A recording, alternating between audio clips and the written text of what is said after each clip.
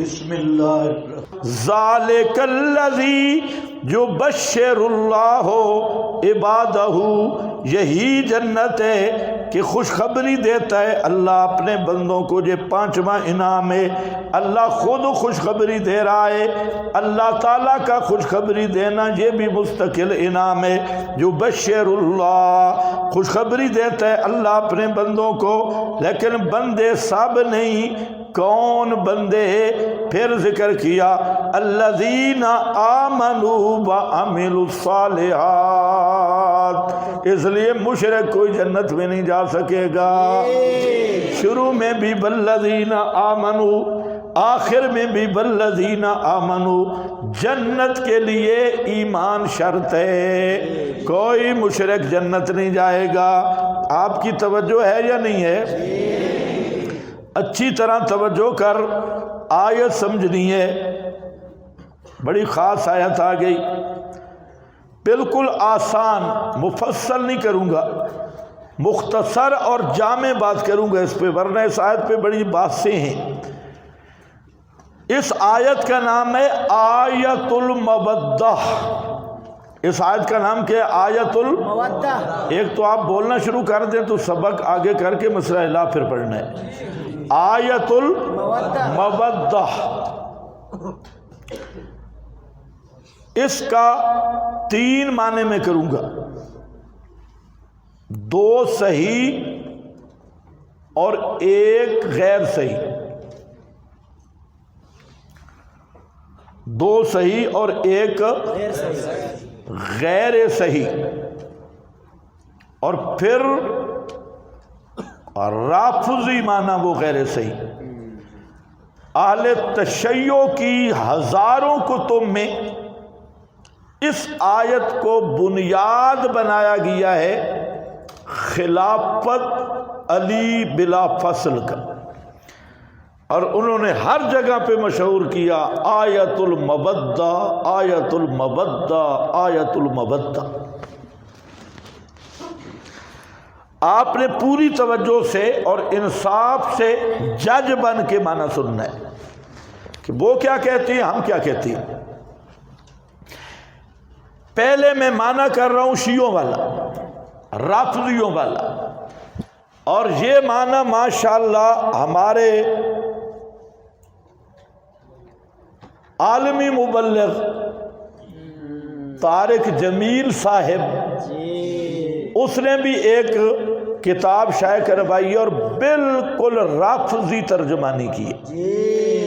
اور ہم تو پہلے کہتے تھے یہ یہودی ایجنٹ ہے، لوگ ہمیں گالیاں دیتے تھے، اب تو واضح ہو گئی ہے، اب تو اس کی جتنی تقریریں تحریریں کٹر رافضی ہے طارق جمیل، ہزار دفعہ سنیت کا وہ دعوے کرے۔ اس نے ایک کتاب لکھی، میں انشاءاللہ آپ کو دکھا بھی دوں گا، میرے پاس موجود ہے، اس میں بھی رافضیوں کی ترجمانی کی۔ روافض اس آیت کا معنی جو کرتے ہیں وہ سنو، اور ان کی تقریر استدلال بھی سنو۔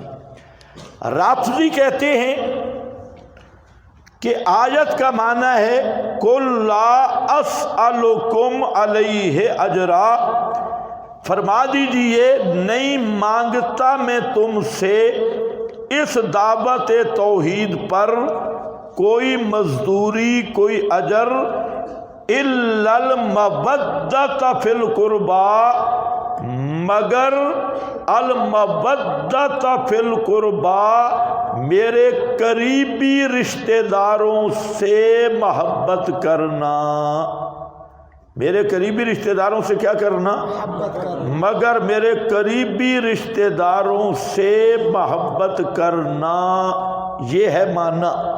طریقہ استدلال یہ ہے کہ قریبی رشتہ دار، آل رسول سے محبت، یہ اجر رسالت ہے۔ لا اسألکم علیہ اجرا، یہ آپ کی رسالت کا اجر اور مزدوری ہے۔ آل رسول سے محبت، یہ کیا ہے؟ اجر رسالت، اجر رسالت۔ تو آل کون ہے؟ تو فرماتے ہیں آل پنج تن پاک ہیں، اور ان میں وصی رسول علی ہیں، اور علی سے محبت کا حکم قرآن میں آیا ہے، تو محبت ظاہر بات ہے، مودہ اور محبت تب ہے کہ ان کی اتباع کی جائے، تو ان کی اتباع کے بغیر مودت کیسی اور محبت کیسی؟ تو پتہ چلا کہ علی کی محبت اجر رسالت ہے، اور یہ اس وقت ممکن ہے جب علی کو پہلا خلیفہ بنایا جائے۔ جب پہلا خلیفہ نہیں تو علی سے محبت نہیں ہوئی، تو جب صحابہ نے علی سے محبت نہیں کی معاذ اللہ، اور یہ قرآن کا حکم تھا، تو پھر کیا ہے؟ ارتد الناس۔ ترجمے کی ضرورت ہے؟ نہیں ہے۔ یہ بنیاد ہر کتاب میں یہ بنیاد انہوں نے قائم کر رکھی ہے، اور اس پر لمبی چوڑی تحریریں۔ یہ ہے ان والا معنی۔ کس والا؟ بولو بولو۔ یہی معنی ماشاءاللہ طارق جمیل نے بھی کیا، یہی معنی بریلویوں کا ایک طبقہ بھی کر رہا ہے۔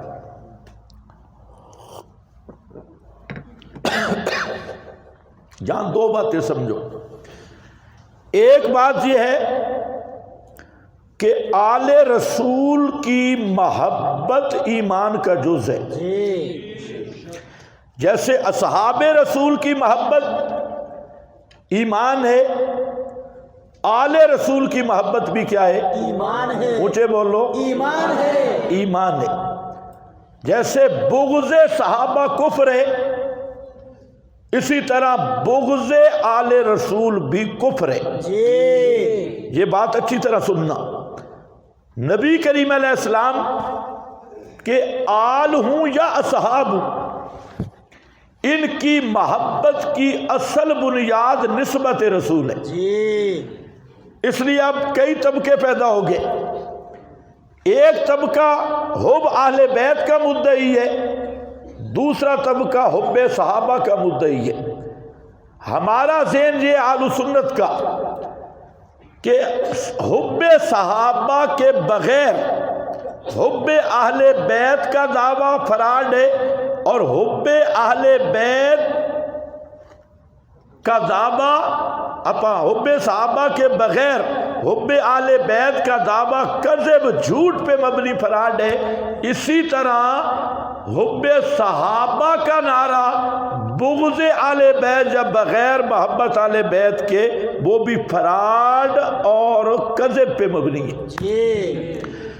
صحابہ اور اہل بیت کی محبت کی بنیاد ایک ہے، اس لیے دونوں سے محبت رکھنا ایمان ہے۔ اور وہ کیا ہے؟ نسبت رسول۔ بولو نسبت رسول، نسبت رسول۔ ورنہ آل ابو جہل بھی آپ کا رشتہ دار ہے، تو ابو جہل سے محبت ہے؟ نہیں جی۔ کیوں؟ وہ تو آپ کا رشتہ دار ہے۔ ابو لہب تو آپ کا چچا ہے، اس سے محبت کرنے کا حکم ہے؟ نہیں، کیونکہ کہو بے ایمان ہے۔ کون ہے؟ بے ایمان۔ تو آل وہی بنے گا۔ آل کے تین مصداق کے اچھی طرح سن لو۔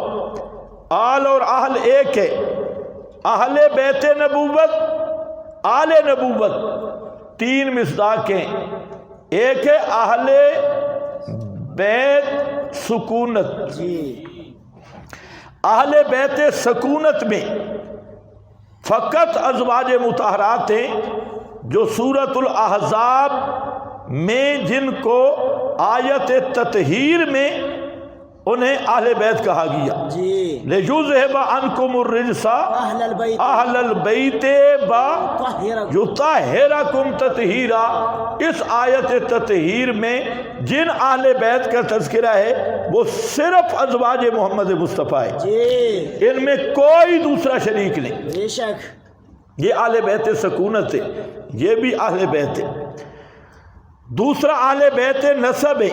اہل بیت نسب آپ کے نسبی وہ رشتے جن کو ایمان کی توفیق ہوئی ہیں، آپ کے نسب کے رشتے، لیکن ایمان مل گیا تو وہ سارے رشتے وہ بھی اہل بیت ہیں اور وہ اہل بیت نسب ہیں۔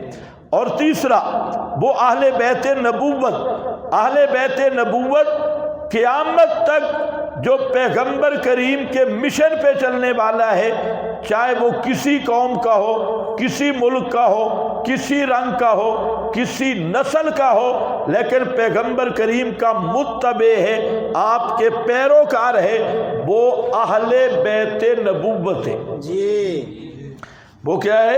اہل بیت وَلِمَنْ دَخَلَ بَيْتِيَ مُؤْمِنًا، ہے نا؟ جی میں انشاءاللہ دلائل اس پہ دے سکتا ہوں اور بڑے کبھی دلائل دے سکتا ہوں، لیکن میں آپ کو صرف ابھی ابتدائی بات سمجھا رہا ہوں۔ جی تو اب روافض سے ہم پوچھتے ہیں کہ ظالموں، تم نے تو بڑے اہل بیت کے نعرے لگائے، اور یہاں بھی اہل بیت کی محبت پہلے تو یہ ہم بتاتے ہیں تم اہل بیت کے وفادار کتنے ہو، حوبدار کتنے ہو۔ پیغمبر کے تین اہل بیت کا مصداق تین طبقات تھے، ان میں پہلا طبقہ اہل بیت سکونت، اور وہ کون ہے؟ فقط ازواج مطہرات۔ اب روافض کو دیکھو، انہوں نے محبت کی نہیں جی، اہل بیت کا احترام کیا، نہیں جی، ازواج رسول کا احترام کیا، نہیں جی، تعظیم کی۔ نہیں یہ جو سوشل میڈیا پہ خنازیر آئے ہوئے ہیں اور رات دن بکواس کرتے ہیں ازواج مطہرات کو، امہات المومنین کو، اور ان کے جو چھپا ہوا مذہب تھا اب تو نکل کے آیا۔ آپ میڈیا پہ سن لیں کہ کوئی خنزیر بھی ایسی بک بک نہیں کرتا جو یہ بالکل متے کی اولاد ازواج رسول پہ بکواس کر رہی، جی اور نام لے کے حضرت عائشہ پہ، اور نام لے کے حضرت حفصہ پہ، نام لے کے ام حبیبہ پہ، اور پیغمبر کی ازواج پہ یہ جو بکواس بازی یہ ٹولہ کر رہا ہے، آج تک کسی ہندو، سکھ، یہودی، مجوسی، دنیا کے کسی کافر کو بھی ہمت نہیں ہوئی کہ وہ ازواج رسول پہ اس طرح تبرہ کرے۔ تو یہ اہل بیت کی محبت ہے؟ نہیں جی، انہی کا معنی کر رہا ہوں، پہلے تو ذرا فرق کریں گے تو پتہ چلے گا۔ دوسرے اہل بیت نسب تھے، اہل بیت نسب میں آپ کے سارے وہ نسبی رشتہ دار تھے جن میں حضرت عباس نبی کا چاچا ہے، جی چچا عم النبی، نبی کا چاچا عباس، اس کو بھی خارج کر دیا۔ حضرت عباس کی پوری اولاد، ابن عباس، فضل بن عباس، حضرت عباس کے بیٹے، وہ بھی پیغمبر کے رشتہ دار ہیں۔ جب عباس چچا ہے تو ابن عباس کزن ہے، چچے کا بیٹا فضل ابن عباس، حضرت عباس کی اولاد، حضرت جعفر اور جعفر کی اولاد، حضرت عقیل، عقیل کی اولاد، یہ جتنے جن کو ایمان نصیب ہوئے، یہ سارے رشتے یہ اہل بیت نسب ہیں۔ روافض نے کن کو مانا ہے؟ صرف کیا؟ صرف کیا؟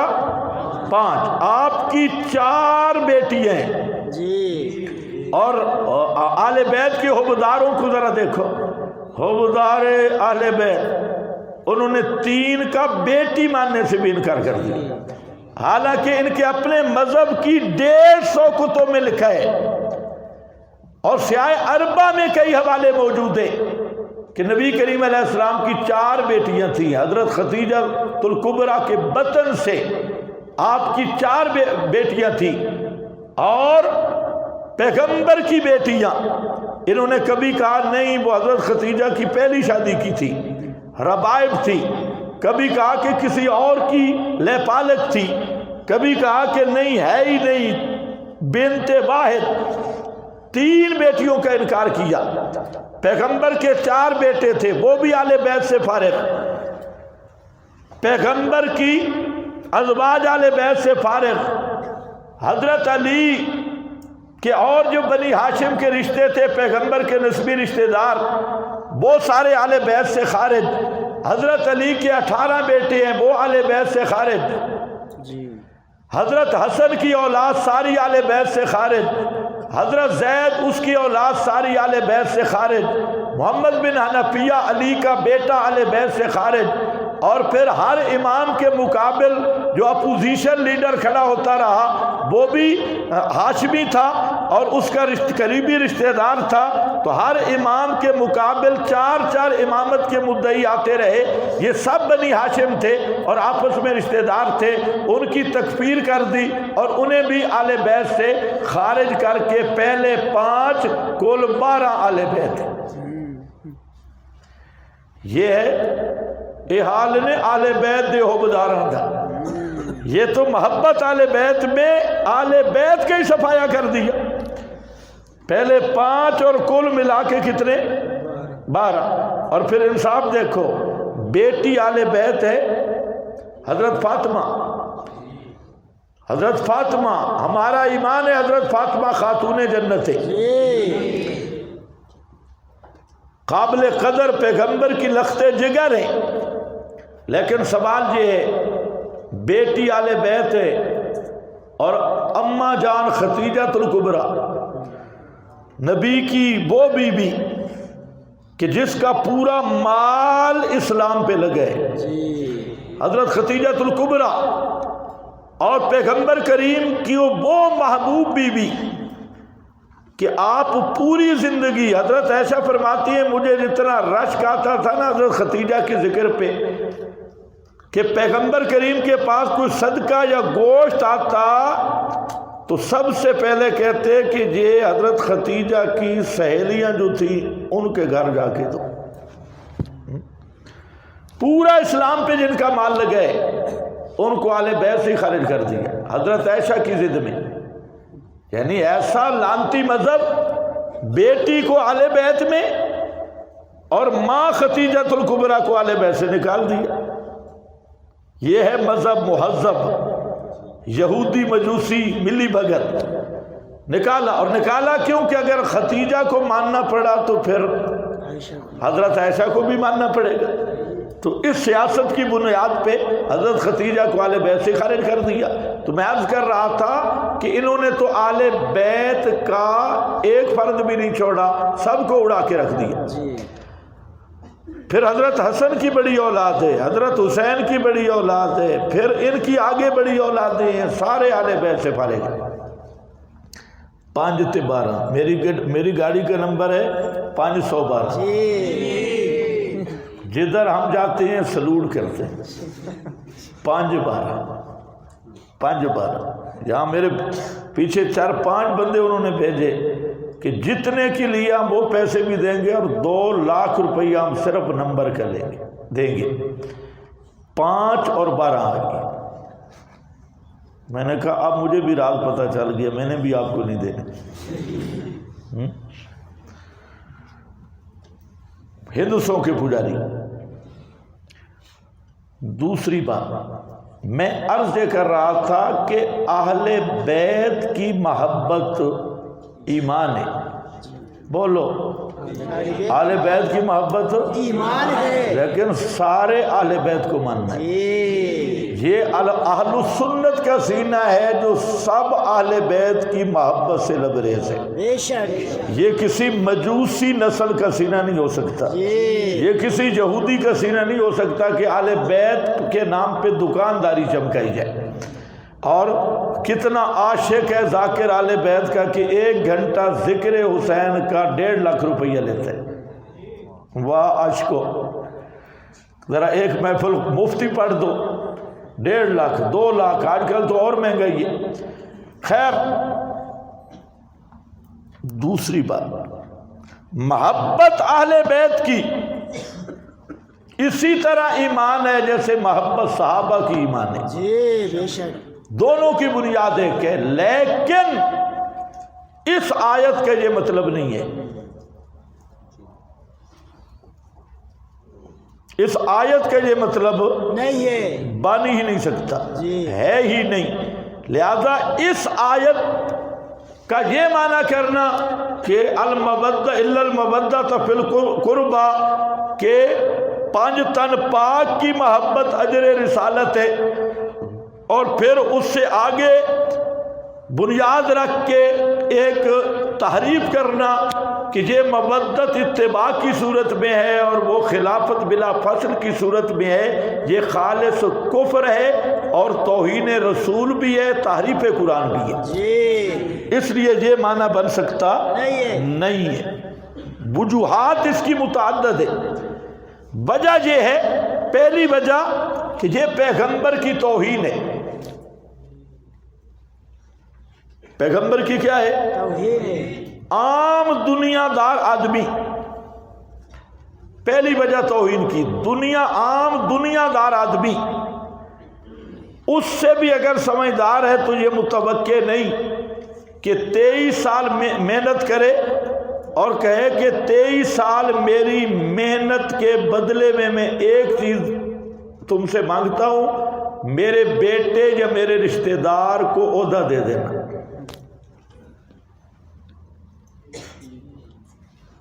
یہ کسی شریف آدمی سے بھی متوقع نہیں ہے۔ نہیں۔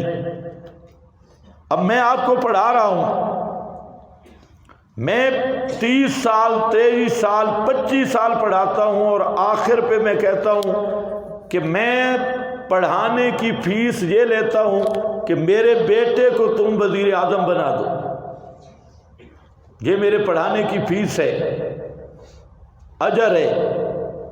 تو سب کے ذہن میں آئے گا کہ نہیں کہ یہ دنیا کے لالچ کے لیے کرتا رہا۔ جی، تو یہ کہنا کہ علی کو خلیفہ بلا فصل بنا لو یا میرے رشتہ داروں سے محبت کرو، یہ رسالت کا فیس ہے اور اجر ہے، یہ توہین رسول کو مستلزم ہے۔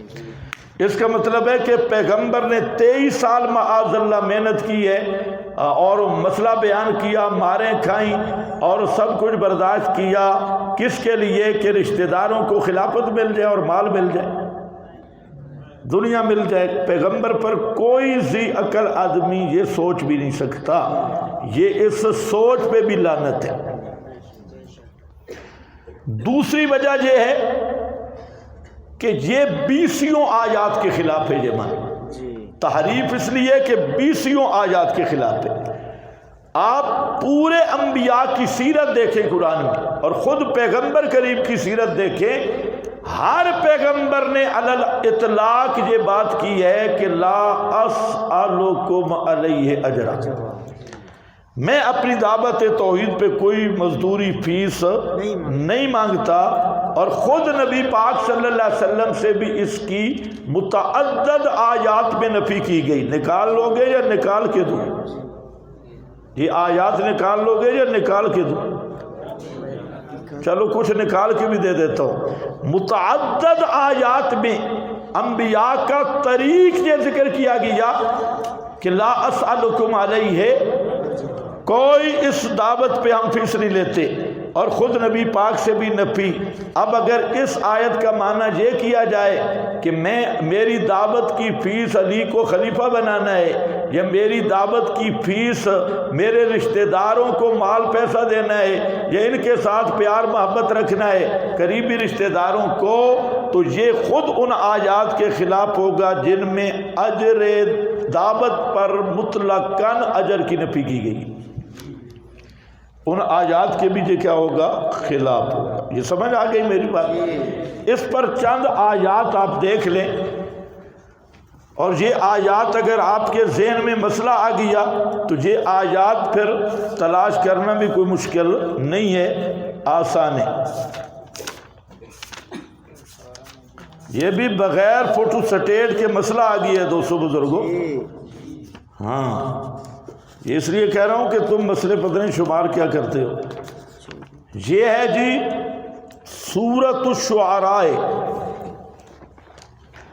یہاں پر حضرت ہود، حضرت صالح، حضرت لوط، حضرت شعیب، ان 4 نبیوں کا 689 4 نبیوں کا یہ بیان ذکر کیا گیا ہے کہ ما اسألکم علیہ من اجر ان اجری الا علی اللہ۔ ہر ہر پیغمبر کہہ رہا ہے.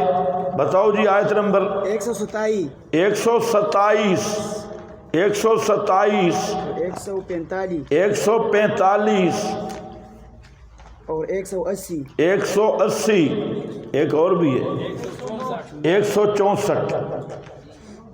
ان آیات میں حضرت ہود، حضرت صالح، حضرت لوط، حضرت شعیب چاروں انبیاء کی یہ سیرت مذکور ہے کہ ہم اپنی دعوت پہ کوئی فیس نہیں لیتے. یہ خطیبوں کو بھی بتا دینا، یہ کہتے اپنے خطباء کو بھی بتا دینا. ما اسالکم علیہ من اجر ان اجری الا علی اللہ. آگے سورۃ الانعام ہے قل لا اسالکم علیہ اجرا. یہ خود حضرت صلی اللہ علیہ وسلم کے بارے میں ہے. لا اسالکم علیہ اجرا ان هو الا ذکر للعالمین. نہیں مل رہا.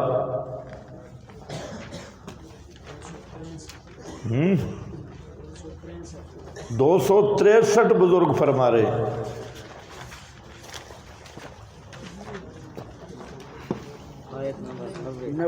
آیت نمبر 90 جی 263 سورہ الانعام. قل لا اسألکم علیہ اجرا ان هو الا ذکری للعالمین. سری آیت آ گئی. فرمایا میرے پیغمبر فرما دو میں اپنی رسالت پہ کوئی فیس نہیں لیتا، کوئی مزدوری نہیں لیتا، نہیں یہ مگر نصیحت واسطے جہان والوں کے. نصیحت آ گئی. پیغمبر کریم محمد مصطفیٰ صلی اللہ علیہ وسلم سے اعلان کروایا گیا کہ میرے محبوب آپ فرما دیں کہ میں اس دعوت پر کوئی فیس نہیں لیتا. لا اسالکم اگر اس آیت کا معنی ہو الا المودۃ فی القربہ کا یہ معنی کرے کہ اجر رسالت علی کی خلافت ہے یا اجر رسالت محبت ذویل قربہ ہے تو اس آیت کے صریح خلاف ہوگا. تجھے قرآن میں تناقض آئے گا اور کسی آیت کا ایسا معنی کرنا کہ دوسری آیت سے ٹکرا جائے، اسی کا نام تحریف ہے اور تحریف کفر ہے. فلہذا اس آیت سے جو خلافت بلا فصل علی پہ استدلال کر رہا ہے وہ قطعی کافر ہے. خلافت تو پیچھے رہ جائے گی، کافر پہلے بن جائے گا. بے شک وہ محرف قرآن ہے، ہم یہ ثابت کر رہے ہیں. اتنے سوکھے نہیں استدلال، میڈیا پہ بک بک کرنی آسان ہے. سورہ یوسف ہے آخر میں وما تسألهم علیہ من اجر.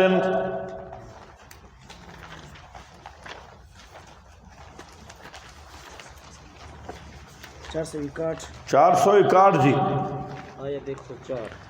آیت 104. خیال کرو قیدی نمبر 804 میں یاد آ جائے تمہیں. آیت نمبر 104 وما تسألهم علیہ من اجر. اللہ نے خبر دی ہے، سبحان اللہ، اللہ خبر دے رہا ہے کہ میرا پیغمبر تو ان سے کوئی اپنی دعوت کی فیس نہیں مانگتا. اس آیت کا یہ معنی کرنا کہ اجر رسالت علی کی خلافت ہے، اللہ کو کاذب کہنا ہے. اللہ نے کہہ دیا ہے ما تسألهم. پتہ نہیں آپ نے سمجھی ہے کہ بات نہیں، یہ خبر ہے.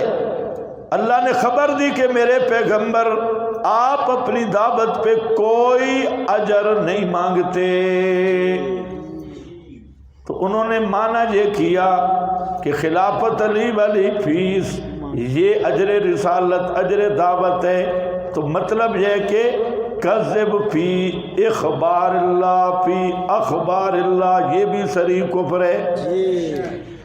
تو اس لیے وہ مستدل کافر ہے ہمارا ان کا کہتے ہیں ہمارا، وہ کہتے ہیں ہمارا دعویٰ ہے اس سے خلافت بلا فصل ثابت ہے، ہم کہتے ہیں خلافت بلا فصل کا مستدل کافر ہے، یہ ہمارا دعویٰ ہے۔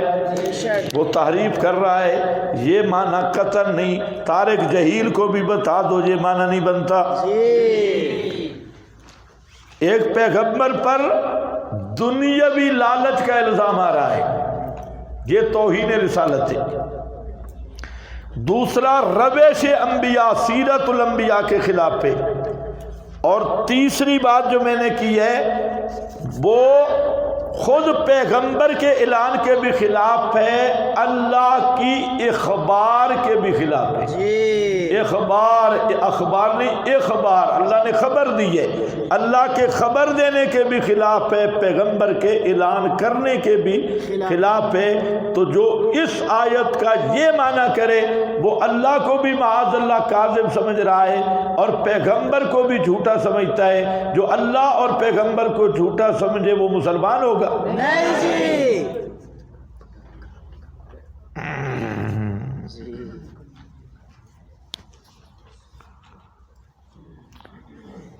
چوتھی بات، اگر ہم یہ معنی مان بھی لیں علی وجہ تسلیم، تمہارا معنی مانیں ان خرابیوں کے باوجود، تو پھر بھی ذرا خلافت بلا فاصل پر استدلال کر کے دیکھو۔ اگر محبت مودت کا معنی خلافت بلا فاصل ہے تو پھر پہلی خلافت کی مستحق حضرت فاطمہ ہے جی، علی پھر بھی نہیں، کیونکہ آپ کا زیادہ قریبی کون ہے؟ فاطمہ، حضرت فاطمہ۔ حضرت حسن حسین نواسے ہیں جی، حضرت علی داماد ہے اور بیٹی فاطمہ ہے۔ اگر مودت کا معنی خلافت بلا فصل ہے تو پھر بھی علی رضی اللہ تعالی عنہ کا حق نہیں ثابت ہوگا، حضرت فاطمہ کا حق ثابت ہوگا۔ ان کے لیے تم بھی نہیں مانتے، لہذا تم اپنے استدلال کی وجہ سے بھی کافر ہو۔ جی، لو مزے مودت،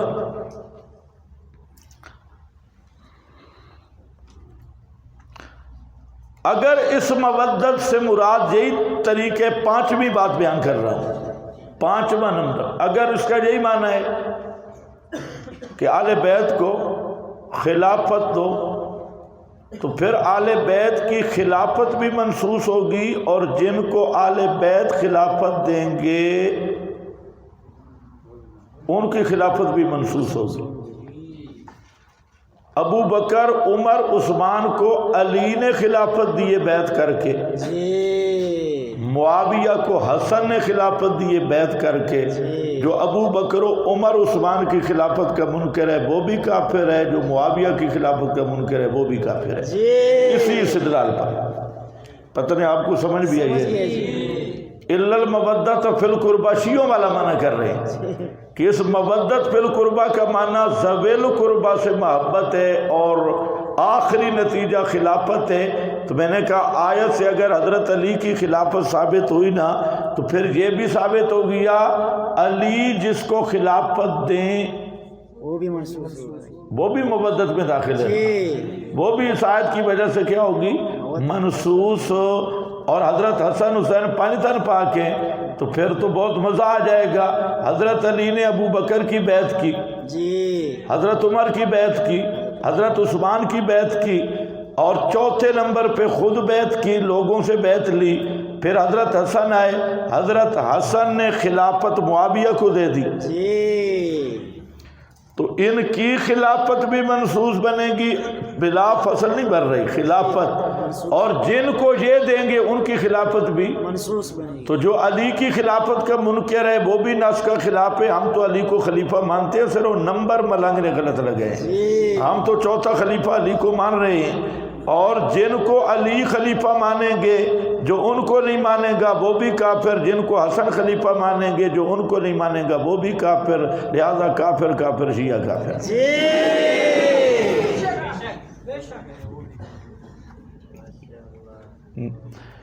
کرو استدلال اور چلو، کہاں تک چلو گے؟ کچھ آپ کو سمجھ آ گئی میری بات؟ یہ تو اس معنی کا آپریشن تھا جو رافضیوں نے اور رافضی نما سنیوں نے کیا. یہ معنی تحریف ہے، یہ معنی اس آیت کا نہیں ہے. اگر کچھ بھی اہل ذوق ہو نا تو میری طرف توجہ کرو، اگر یہ معنی ہوتا تو اس طرح عبارت بھی نہیں آ سکتی تھی. عربی قواعد سے بھی اس طرح عبارت نہ ہوتی. اگر یہ معنی ہوتا تو پھر الا المودۃ فی القربى نہ ہوتا، الا المودۃ فی ذوی القربى ہوتا، فی ذوی القربى یا الا المودۃ لذوی القربى ہوتا، لذوی القربى. قربہ قربت کو کہتے ہیں، ذوی القربى رشتہ دار کو کہتے ہیں. رشتہ دار، رشتہ داری اور چیز ہے. قربہ کا لفظ رشتہ داری پہ بولا جاتا ہے، رشتہ دار پہ نہیں بولا جاتا. یہ بھی فرق ہے.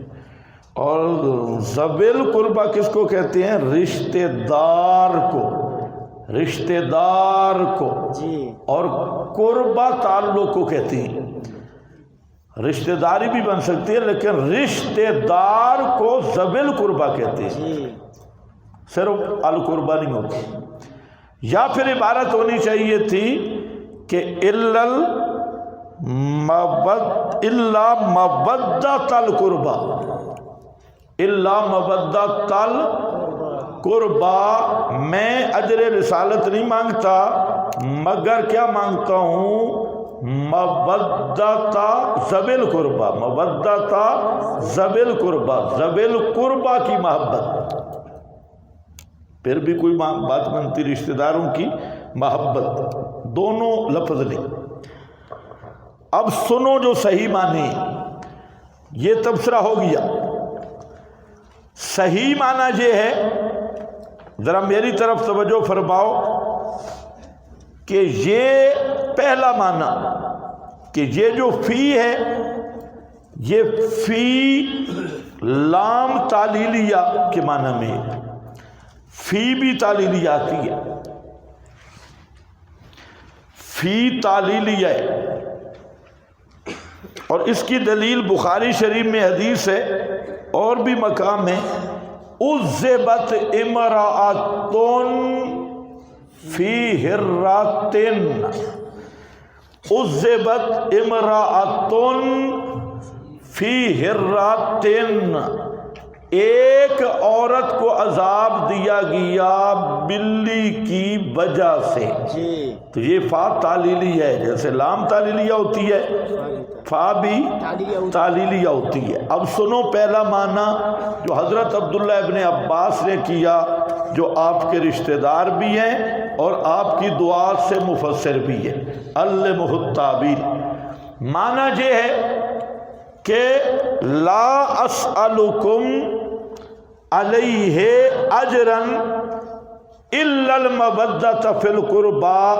پیغمبر کریم کو حکم ہے، میرے محبوب آپ اعلان فرما دیں کہ اوے مکہ کے قریشیوں، میں تمہیں دن رات دعوت دے رہا ہوں اور اس دعوت توحید پر تم سے کوئی فیس نہیں لیتا، الا المودۃ فی القربى، مگر محبت لاجل القربى.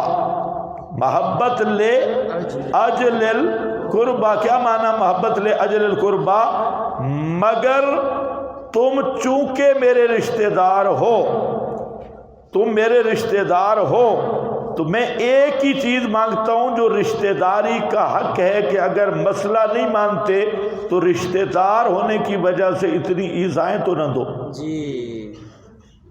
کوئی تمہیں سمجھ نہیں ہے. میں کیا مانگ رہا ہوں؟ رشتہ داری کا حق. تو رشتہ داری کا حق یہ کوئی اجرت نہیں ہے، رشتہ داری کا حق بغیر دعوت کے بھی ثابت ہے. تو القربہ کا معنی لاجل القربہ، اور معنی یہ ہے کہ لا اسألکم، میرے پیغمبر ان کو فرما دو کہ میں صبح و شام تمہیں توحید کی طرف بلا رہا ہوں اور میں ایک ٹکا بھی تم سے فیس کا مطالبہ نہیں کرتا. ہاں ایک میرا مطالبہ یہ ہے کہ تم میرے آخر رشتہ دار ہو، اگر میرا مسئلہ نہیں مانتے تم تو ایذائیں تو نہ دو.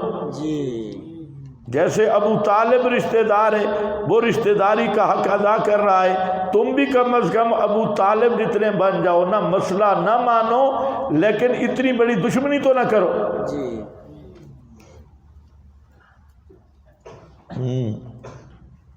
جیسے میں آپ کو کہتا ہوں میں تمہیں سبق پڑھا رہا ہوں، میں تم سے کوئی چندہ نہیں لیتا، لیکن کم از کم میری بات کا جواب تو دو. جی جو میری بات کا جواب یہ چندہ ہے، نہیں جی یہ تو ویسے میرا حق ہے نا، میں بول رہا ہوں تم کیوں نہیں بولتے؟ جی تو یہ رشتہ داری کا حق یہ اجرت نہیں بنتا. رشتہ داری کا حق ویسے بھی ہے، آپ جا کے گھروں میں مسئلہ بیان کریں، آپ کی برادری آپ کے خلاف ہو جائے تو آپ کیا وہاں بات کرتے ہیں کہ یار اتنے تم بندوقیں لے کے آ گئے ہو، کلاشنے اور میری پگڑی اچھالنا شروع کی ہے، گالیاں نکال رہے ہو، کم از کم رشتہ داری کا تو خیال رکھو نا. مسئلہ نہ مانو، رشتہ داری کا تو خیال رکھو، کوئی رشتہ داری کا حیا تو کرو. تو فرمایا میرا پیغمبر قریشیوں کو کہہ دے کہ میں جو دعوت دے رہا ہوں یہ اس پہ میں کوئی تم سے اجرت نہیں مانگتا، لیکن کم از کم رشتہ داری کا حیا تو کرو. اتنے تم میرے دشمن بن گئے ہو. یہ معنی کیا حضرت عبداللہ ابن عباس رضی اللہ تعالی عنہ. آپ کے حاشیے پہ لکھا ہے، ذرا پڑھو، یہی معنی لکھا ہے بخاری. حضرت عبداللہ ابن عباس کی روایت ہے انہو سئل عن قولہ الا المودۃ فی القربى. حضرت عبداللہ ابن عباس سے سوال ہوا کہ الا المودۃ فی القربى کا کیا معنی؟ فقال سعید بن جبیر، یہ سعید بن جبیر تابعی ہے اور ساتھ خیال رکھنا ہے یہ شیعہ بھی ہے. اتنا تمہیں معلوم ہونا چاہیے. سعید ابن جبیر ساتھ بیٹھا تھا، یہ ابن عباس کا شاگرد بھی ہے. تو سعید ابن جبیر نے کہا قربا آل محمد. قربا سے مراد کون ہے؟ آل محمد. فقال ابن عباس، ابن عباس نے کہا یہاں لفظ ہے اجلتا، دوسری روایت میں ہے کذبتا، تو نے جھوٹ کہا ہے. اجلتا تو نے جلدی کی ہے، یہ معنی نہیں ہے. ان النبی صلی اللہ علیہ وسلم لم یکن بطن من قریش، کوئی نبی پاک کا کوئی بھی قریشی قبیلہ ایسا نہیں تھا الا کان لہ فیہم قرابۃ، مگر نبی پاک صلی اللہ علیہ وسلم کی ان کے ساتھ قرابت تھی. فقالا، تو آپ نے یہ انہیں کہا ہے کہ الا ان تصلوا ما بینی و بینکم من القرابۃ. مسئلہ نہیں مانتے تو کم از کم رشتہ داری کا حیا تو کرو نا. صاف مانا ہو گیا، بالکل صاف. ایک توجیہ یہ ہے اور یہ بہترین توجیہ ہے. باقی آپ کے پاس مظہری کا حوالہ بھی لکھا ہے، یہ فی جو ہے بے معنی اللام ہے، یعنی تعلیلی ہے، اور بھی مفسرین کا حوالہ لکھا ہے. دوسرا معنی ذرا غور کرو جو سیاق کے مطابق معنی ہے، بالکل سیاق کے عین مطابق معنی، وہ ہے القربا زلفا کی طرح ہے. ما نعبدہم زلفا، وہ زلفا قربا کے معنی میں، یہ قربا زلفا کے معنی میں ایک ہی معنی. قربت مراد ہے اور قربت عمل صالح مراد ہے، ایمان صحیح عمل صالح. اور معنی یہ ہے، یہ حسن بصری نے معنی کیا کہ قربہ قربت کی جگہ آیا ہے، مراد قرب الہی کا حاصل کرنا ہے.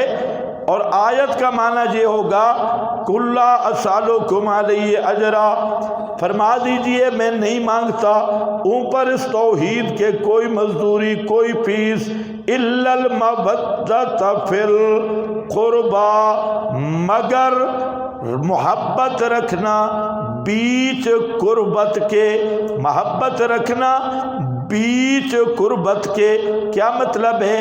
میں اتنا چاہتا ہوں کہ تم نیک بن جاؤ، اتنا چاہتا ہوں ایمان لے آ کر تم نیک بن جاؤ اور اللہ کا قرب حاصل کر لو، کیونکہ وَمَن یقترف حسنۃ نزد لہ فیہا حسنا، جو نیکی کرتا ہے ہم اس کے لیے نیکی بڑھا دیتے ہیں۔ ضابطہ یہ ہے، تو مطلب کیا ہوگا کہ ہمیں الا المودۃ فی القربى الا ان تقربوا الی اللہ بالایمان والاعمال الصالحہ۔ تو قربت کے معنی میں، اور معنی یہ ہے کہ میں تم سے دعوت پہ کوئی چیز نہیں مانگتا مگر یہ کہ تم نیک بن کے اللہ کا قرب حاصل کر لو۔ میں جو رات دن تمہیں بلا رہا ہوں، میری غرض یہ ہے بلانے کی کہ تم نیک بن جاؤ اور اللہ کے قرب والے بن جاؤ، قرابت والے بن جاؤ، یعنی قربت والے بن جاؤ اور اللہ کے مقرب بن جاؤ۔ تتقربوا الی اللہ بالایمان والاعمال الصالحہ۔ کتنے معنی ہو گئے بھائی؟ ایک غلط معنی اور دو صحیح معنی، ایک اور معنی بھی بن سکتا ہے، چوتھا معنی بن جائے گا، اور وہ معنی یہ ہے کہ میں اس دعوت پہ کوئی مزدوری نہیں مانگتا، پھر رات دن جو میں لگا ہوں نا، تو مودت پھر قربا میری یہ رشتہ داری والی محبت ہے کہ تم میرے رشتہ دار ہو، میں چاہتا ہوں تم جہنم سے بچ جاؤ۔ پتہ نہیں تمہیں سمجھ بھی آئی کہ نہیں؟ مودت فی القربہ کا معنی ہے کہ تم سارے میرے رشتہ دار ہو، میں رات دن تمہیں دعوت دے رہا ہوں اس رشتہ داری کی محبت کی وجہ سے کہ تم میرے رشتہ دار جہنم سے بچ جاؤ۔ یہ ہے المودت فی القربہ۔ یہ چار معنی ہو گئے بھائی، تین کی بجائے یہ چوتھا بھی بعض حضرات نے کیا ہے۔ تو جو مرضی معنی کر لو، یہاں خلافت کی طرف نہ جانا، نہیں تو ڈبل کافر بنو گے، وہ معنی میں نہیں بنتا۔ اور ویسے کچھ عقل بھی ہے، یہ آیت مکی ہے، مکہ میں حضرت علی کی شادی کوئی نہیں ہوئی تھی، اور مکہ والے نبی کی دعوت کو نہیں مار رہے، صحابہ پہ ظلم کر رہے ہیں، اور پیغمبر ان کو کہہ رہے ہیں کہ لا اسالکم، کہ میں اور تم سے فیس نہیں لیتا، میرے بعد علی کو خلیفہ بنا لے۔ کیسا بہترین معنی بنے گا؟ وہ پتھر مار رہے ہیں، جہان کے پیاسے ہیں، شیب ابی طالب میں بند کر رہے ہیں، اور پیغمبر کریم ان کو فرما رہے ہیں کہ چلو اور نہیں تو علی نال محبت کرو۔ کچھ عقل ہے، سوچ ہے، بالکل چبل کا بچہ بھنگی چرسی بھی یہ معنی نہیں کر سکتا۔ چلو جی آگے اب دیکھو، ٹائم اوپر جا رہا ہے لیکن میرا خیال ہے تھوڑا سا ترجمہ آگے چلاؤ۔ اب آسان ہے، مشکل نہیں، پہلا درمیان میں کام آ گیا۔ وَمَن یقترف حسنۃ، یہ جو میں نے کیا نا تیسرا معنی آپ کے حاشیے پہ لکھا ہے اِلَّا التَّقَرُّبُ إِلَى اللَّهِ بِالْعَمَلِ الصَّالِحِ فَالْقُرْبَى بِمَعْنَى الْقَرَابَةِ لَيْسَ الْمُرَادُ، اور هو المعانی کا حوالہ ہے، اور مطلب یہ ہے تیسرے معنی پر کہ کل فرما دیجئے نہیں مانگتا تم سے اوپر اس دعوت کے کوئی مزدوری، الا المودۃ فی القربى الا ان تتقربوا الی اللہ بالایمان والعمل الصالح۔ یہ معنی وَمَن یقترف اسی کے ساتھ لگ رہا ہے۔ سیاق دیکھا جائے تو یہ تیسرا معنی راجی، اور ضابطہ دیکھا جائے تو ابن عباس والا معنی وہ راجی ہے۔ بہرحال جو لے لو، وَمَن یقترف ضابطہ ہے جو انسان کرے گا نیکی، بڑھاتے رہیں گے ہم واسطے اس کے، اس میں حسن، بے شک اللہ غفور شکور، بے شک اللہ بہت معاف کرنے والا ہے مسئلہ ماننے والوں کو، شکور بڑا قدردان ہے نیکی کرنے والوں کا۔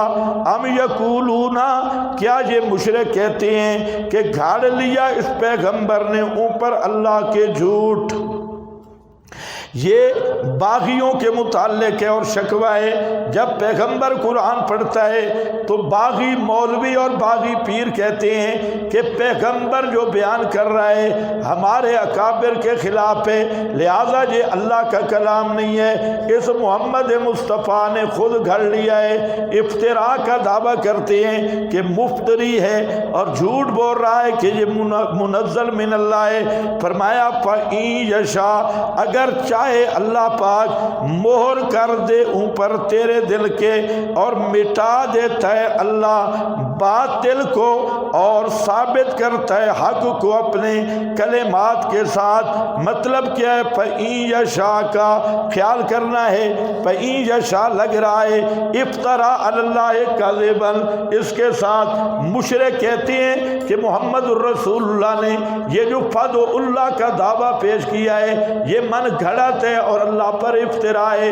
فرمایا میرا پیغمبر جو مجھ پہ افطرا کرتا، میرے نام پہ کرتا اور ہوتا بھی سچا نبی، اور سچا نبی مجھ پہ افطرا کرے تو میں اس کے دل پر مہر لگا کے وحی کی نورانیت کو بند بھی کر سکتا ہوں۔ جی تم سمجھے نہیں، میں نے بہت کچھ کہہ دیا۔ سچا نبی میرے کلام میں ملاوٹ کرے تو اس کے دل پہ جو اترا ہے نزلہ علی قلبے کا، اس کے دل پہ جو نور آ رہا ہے میں اس کے دل پہ بھی مہر لگا سکتا ہوں۔ یعنی اگر میرا نبی یہ مسئلہ فدع اللہ والا اپنی طرف سے ساتھ ملا دیتا جیسے باغیوں نے ملایا ہوا ہے شرک، تو میں بھی اس پہ بھی قادر ہوں کہ اپنے نبی کے دل پہ مہر لگا کے وہی محو کر دوں، وہ بھی میں کر سکتا ہوں۔ یختم علی قلبے کا ویمحو اللہ، یہ پیغمبر کا افتراء نہیں ہے بلکہ یہ سچا قرآن ہے جو باغیوں کی لکھتوں کو مٹانے کے لیے آیا ہے، باغیوں کی لکھت کو مٹانے کے لیے آیا ہے۔ یمحو اللہ الباطل، باطل سے مراد تعریف بغات ہے۔ یمحو اللہ، اللہ اس قرآن کے ذریعے مٹا رہا ہے۔ یمحو اللہ میں واو بھی حذف ہو گئی، حالانکہ کتابت میں آنی چاہیے تھی۔ جو تمہارے رسم الخط کے ضابطے اور کراچی والی مسٹیک نہ کر دینا، پھر کوئی مسٹیک ہو گئی ہے، مسٹیک کوئی نہیں، یہ رسم الخط ہے، اس کو کہتے ہیں اتباع مصحف امام، اتباع مصحف امام۔ صحابہ جو کاتبین وحی تھے ان کا مصحف رسم الخط میں بھی اصل ہے، بعد والے رسم الخط تمہارے بنائے ہوئے، پتہ نہیں تمہیں سمجھ بھی آئیے کہ نہیں۔ جو مصحف امام کا رسم الخط ہے وہ اصلی خط ہے، اور کیونکہ قرآن جو ہے لکھا کہاں گیا تھا؟ پیغمبر کی زندگی میں، اور لا یاتیہ الباطل من بین یدیہ ولا من خلفہ، تو یہ باطل رسم الخط کے لحاظ سے بھی نہیں آ سکتا۔ تیرے رسم الخط کے قواعد بھی اخذ کیے ہوئے ہیں، اور اصل رسم الخط وہی ہے جو مصحف امام میں موجود ہے۔ تمہیں سمجھ آئے یا نہ آئے؟ تمہارے جو رسم الخط ہیں وہ آپ کو کہیں گے جی جہاں کتابت میں واو آنی چاہیے تھی، ایسا ہے نا، بہت ساروں کو تو پتہ ہی نہیں ماشاءاللہ، کتابت میں واو آنی چاہیے تھی، جیسے جہاں اسی طرح وہ سورہ بنی اسرائیل آیت نمبر 11 میں یادعو الانسان، یادعو کتابت میں واو جو تمہارے کراچی کے رسم الخط ہیں جو کہہ دیتے قرآن میں مسٹیک ہے، بھائی مانا کیسی چبل لگے، تو یہاں پر بھی باؤ آنی چاہیے، نہیں تو کراچی والے مفتی کہہ دیں گے مسٹیک ہے۔ مسٹیک ان کی اپنی سوچ میں ہے جی میں نے ان سوچ تک اکتفا کیا، نہیں تو اگلا لفظ بہتر تھا۔ سنادو الزبانیہ، سنادو یہاں پر بھی باؤ ان کے رسم الخط کے مطابق آنی چاہیے۔ آپ کے حاشیے پہ سورہ حلق کی آیت نمبر 18 یہاں پر بھی نہیں ہے۔ اب میری طرف توجہ کرو گے، یہ جو رسم الخط کے تمہارے قواعد ہیں، مصحف امام ان کا پابند نہیں ہے جی یہ تمہارے بنائے ہوئے۔ ایک دوسرا، مصحف امام میں جہاں اس طرح کے نکات ہیں تو وہ فائدے سے خالی نہیں ہے۔ مثلا یہاں ذرا دیکھو کیا لفظ ہے، یمح اللہ، یمح اللہ، باؤ کو حذف کر دیا گیا مبالغہ فی المحاب کے اظہار کے لیے۔ جی سبحان اللہ، مبالغہ فی المحاب، علماء توجہ کر رہا ہوں کہ یمح اللہ کی باؤ گئی نا، مبالغہ فی المحو، باؤ آنی چاہیے تو گئی نا، کیوں گئی؟ مبالغہ فی المحاب کے اظہار کے لیے اللہ باطل کا اس طرح رگڑا لگاتا ہے جیسے یمحو کی باؤ بھی نہیں رہی۔ تو یہ مبالغہ فی المحاب کے اظہار کے لیے باؤ نہیں ہے، یہ مسٹیک نہیں ہے۔ اور جو کہے قرآن میں مسٹیک ہے تو اس کی بہت ساری چیزوں میں مسٹیک کا اندیشہ ہے۔ وَيَمْحُ اللَّهُ الْبَاطِلَ، اس کا عطف یختم پہ بھی نہیں خیال کرو، اس کے عطف ڈالو گے تو معنی غلط ہو جائے گا، یختم پہ نہیں بنتا۔ اگر اللہ چاہے تو تیرے دل پہ مور لگائے، اور اگر اللہ چاہے تو باطل کو مٹائے، اگر چاہے تو مٹائے یا مٹاتا ہے، اس لیے معنی بالکل صحیح نہیں ہوگا۔ تو یہ یم بہت ساروں کو دھوکہ لگ گیا کہ چونکہ وہاں این یشاء اللہ یختم آیا نا تو یہاں شاید مجزوم ہے اس لیے باؤ گئی۔ میں نے تقریر اس لیے کی جہاں مجزوم نہیں، آپ میں سے بزرگ مجھے دیکھ رہے تھے کچھ، یہ کیوں کہہ رہا ہے باؤ گئی، یہ تو مجزوم ہے، مجزوم کوئی نہیں ہے، اس کا یختم پہ عطف نہیں ہو سکتا۔ اگر یختم پہ عطف کرو گے تو معنی بالکل غلط ہو جائے گا۔ کسی ایک دو کو سمجھ آ گئی ہے؟ ہاتھ کھڑا کرو، نیند ختم ہو، ماشاءاللہ ماشاءاللہ، پھر ٹھیک ہے، آپ اچھے لوگ ہیں، سمجھ نہ بھی آئے تو کہہ دیتے ہیں۔ وَيَمْحُ اللَّهُ الْبَاطِلَ، مٹاتا ہے اللہ باطل تحریفات بغات کو، وَيَحِقُّ الْحَقَّ، اور ثابت کرتا ہے اللہ حق کو اپنے کلمات کے ساتھ۔ إِنَّهُ علیم، بے شک وہ اللہ جاننے والا ہے سینوں کے بھیدوں تک کو۔ وَهُوَ الَّذِي يَقْبَلُ التَّوْبَةَ عَنْ عِبَادِهِ، وہی ذات پاک ہے جو قبول کرتا ہے توبہ اپنے بندوں سے۔ وَيَعْفُو عَنِ السَّيِّئَاتِ، اور معاف کرتا ہے تمام گزشتہ گناہ۔ وَيَعْلَمُ مَا تَفْعَلُونَ، اور جانتا ہے جو تم کر رہے ہو، اور قبول کرتا ہے الَّذِينَ آمَنُوا، ایمان والوں، وہ لوگ جو ایمان لائے اور عمل کیے اچھے۔ وَيَزِيدُهُم مِّن فَضْلِهِ، اور بڑھاتا رہتا ہے ان کو اپنے فضل سے۔ وَالْكَافِرُونَ لَهُمْ عَذَابٌ شَدِيدٌ، تھوڑا سا مسئلہ پڑھ لو۔